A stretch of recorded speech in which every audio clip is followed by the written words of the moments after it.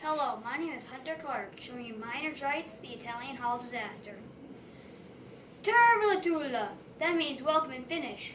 I came here to work in the Quincy mine in the copper country, in the village of Red Jacket, later called Calumet. And tell you about the Italian Hall. Don't mind a little coffee from the lunchbox, do ya?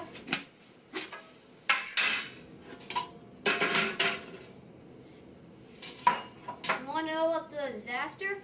It all happened back in 1913. All the miners were on strike, but who could blame them? The condition was deadly.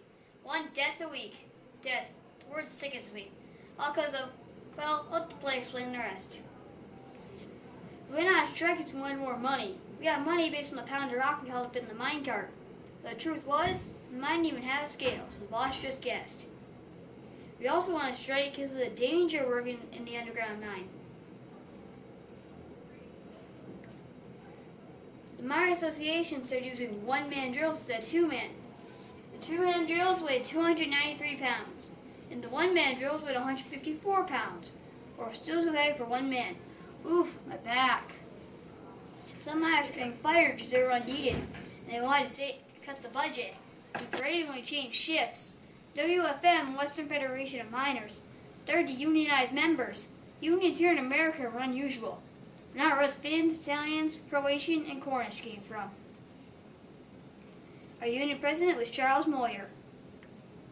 The mine bosses hired people from Chicago for $2.75 a day. They were replacement workers. The mines didn't have enough money to run the mine. If these workers left, they were put in jail. Copper mine strike! Better wages! Reduction in work hours! Recognize us as a union! 2 men on all rock drills! Hired people to end the strike. They beat up people and were given badges looking like sheriff's helpers. A judge said they couldn't be sheriffs, but could go along with them. The mine thought the winter would stop us, but it didn't. The National Guard even tried to stop us. They didn't take sides and eventually went home.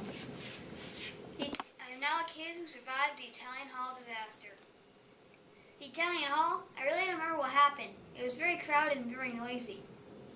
Somebody ran in and yelled, "Fire! Fire!" and waved their arms around so everybody could see. Then he ran back down the stairs.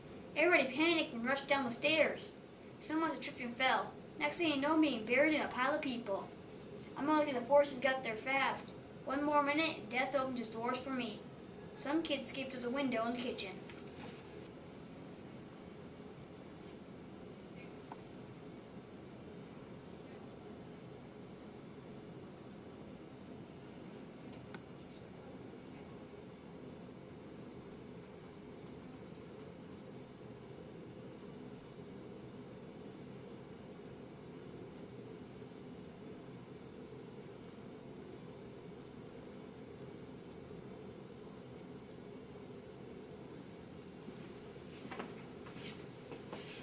The Italian Hall? I almost lost my kid because someone running in yelling, "Fire! Fire!" and waving their arms around so everybody could see. Then they ran back down the stairs. Everybody panicked and repeated around different languages. My kid got carried away in a wave of people. He was later found alive and very lucky to be alive. I never got my revenge and I'll never be able to. All I know is it's the worst accident in all the history of the UP.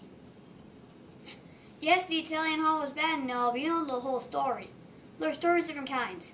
Here's one. The kids were getting their Christmas gifts when a strikebreaker wearing a Citizens Alliance pin ran in and yelled, "Fire! Fire!" and waved his arms down so everybody could see. Then he ran back downstairs. Aaron repeated it around in different languages. The very truth is that Aaron ran towards the stairs. Somebody trips, falls, and boom, a harmless joke turned to the death. The sad part was, there was no fire. Another theory is that the people against the strike held the doors closed. But we now know that some people got outside, and it wasn't until somebody tripped that everyone started to pile up on top of each other. Another theory is that the doors opened inward, but we now know that's not true. It happened at 4:30 in the afternoon on December 24th. The firefighters didn't get there until 4:45, and they were there for 3 hours. 74 died, 59 children. The ones who passed were between 6 and 10 years old. We ran out of coffins and had to give for a different area. What a sad, sad time for our village. Beginning Clementic was blamed for the massacre. She was on stage when the words "Fire, fire" were shouted. She moved to Chicago and never mentioned the Italian Hall again, not even to her family. In 1917, many experienced miners left the mines to go work in Detroit auto factories. In 1984, the Italian Hall was torn down. We're still mining, but they remember us miners. In 2013, it was the 100th anniversary.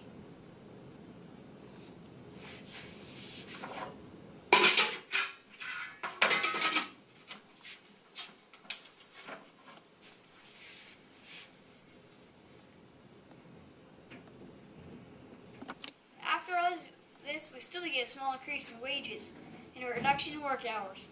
It wouldn't be till 1943 till we got a good union. We as miners have the rights to safe working conditions and better pay. We have rights! Kitos. Finish. This is thank you.